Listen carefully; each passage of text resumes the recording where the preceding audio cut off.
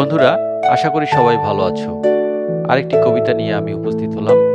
এবারের কবিতা ইন্দ্রজাল, কথা কলম ও কণ্ঠে জেমস বাবু। আসুন শোনা যাক কবিতাটি।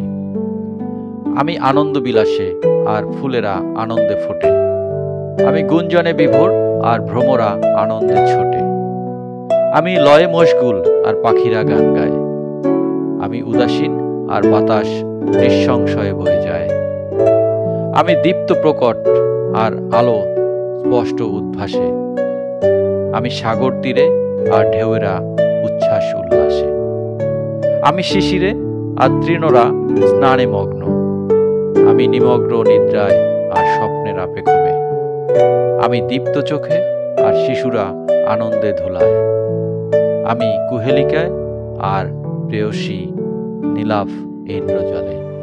ধন্যবাদ বন্ধুরা। কবিতাটি ভালো লাগলে লাইক, শেয়ার, সাবস্ক্রাইব করতে